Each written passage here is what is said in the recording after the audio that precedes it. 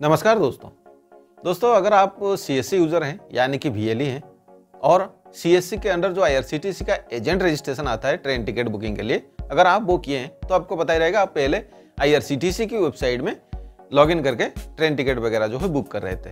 अभी क्या है, IRCTC ने एक नया पोर्टल लॉन्च किया है जिसका नाम है trainbooking.csccloud.in।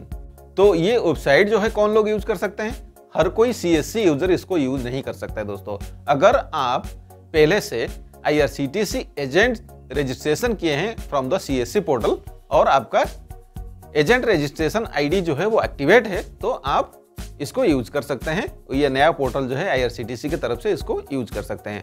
अगर आप क्रिएट करना चाहते हैं यूजर ID तो आप पहले क्रिएट करें, उसके बाद इसको आप यूज कर सकते हैं। तो यूज करना बिल्कुल सिंपल है दोस्तों। तो यहाँ पे आज आपको एक छोटी सी जानकारी दूंगा दोस्तों, dos and don'ts for the CSC users. अगर आप एजेंट लिए हैं IRCTC का तो आपको क्या करना चाहिए, क्या नहीं करना चाहिए। तो सबसे पहले देखिए यहाँ पे आपको इस तरह का एक बैनर जो है मिल जाएगा दोस्तों। When you are log in to your digital Seva portal IRCTC new portal CSC new B2B IRCTC portal is live for all active VLEs। Website address है trainbooking.csccloud.in। तो मेन चीज ये है दोस्तों, टिकट बुकिंग करने से पहले यहाँ पे आपको जानना चाहिए dos and don't for IRCTC CSC VLEs। तो यहाँ पे आपको क्या करना चाहिए, क्या नहीं करना चाहिए वो यहाँ पे आपको बता देता हूं। सबसे पहले डूज यानी कि आपको क्या करना है। एक नंबर पर आता है must ensure transaction is done with the complete consent of customer. सुनिश्चित करें कि लेन देन ग्राहक की पूर्ण सहमति से किया गया है। 2 नंबर पर आता है मेंटेन रिटेन और electronic request of customer and also keep a copy of ID proof from the customer for both booking and cancellation at CSC centre for a period of 6 months। तो आपको 6 महीने तक एक ID proof जो है customer से रखना है दोस्तों। यानी कि आप रिटर्न में भी रख सकते हैं, उसको इलेक्ट्रॉनिकली भी आप सेव करके रख सकते हैं। At least for the period of 6 months, 6 महीने के लिए आपको सेव करके रखना पड़ता है। In case of violation of the same a penalty of ₹5,000 plus taxes और case will be imposed by IRCTC। अगर आप ये नहीं करते हैं तो IRCTC की तरफ से केस भी किया जा सकता है और आपको पेनल्टी भी देना पड़ सकता है up to 5,000। At the time of booking enter customer mobile number only.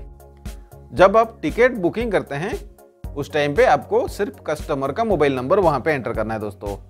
Must give final ticket print to the customer. आपको ग्राहक को अंतिम टिकट का प्रिंट अवश्य दें। Cancel the ticket with prior consent of customer only. ग्राहक की पूर्ण सहमति से ही टिकट रद्द करें। Must collect return request from the customer before processing TDR request. Processing करने के लिए आपको सबसे पहले कस्टमर से रिटर्न रिक्वेस्ट लेना पड़ेगा।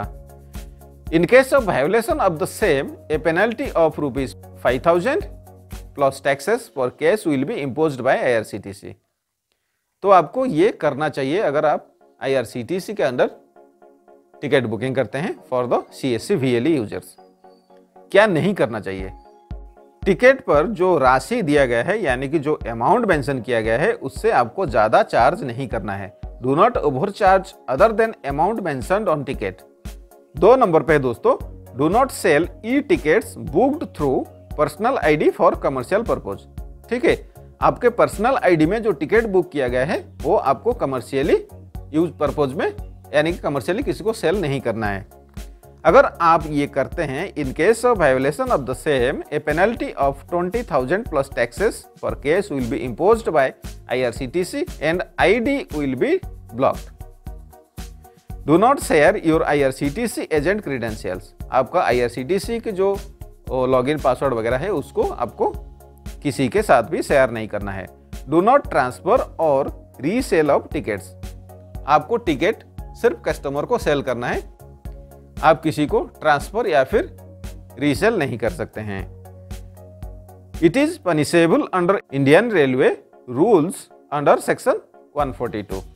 उसके बाद आता है do not use IRCTC logo at any form or print media, यानी कि किसी भी रूप में या प्रिंट मीडिया पर IRCTC लोगो का प्रयोग ना करें। Do not modify or alter or tamper the electronic reservation slip ERS, यानी कि इलेक्ट्रॉनिक्स आरक्षण पर्ची या फिर ERS को मॉडिफाई या फिर बदलना या फिर छेड़छाड़ ना करें। It is punishable under section 420 of Indian penal code. तो ये हो गया दोस्तों dos and don't for the IRCTC CSC VLE users. तो आपको ये सभी चीज ध्यान में रखना है अगर आप एक CSC सेंटर चला रहे हैं और उसके साथ आप IRCTC का एजेंट ID जो है एक्टिवेट किए हैं।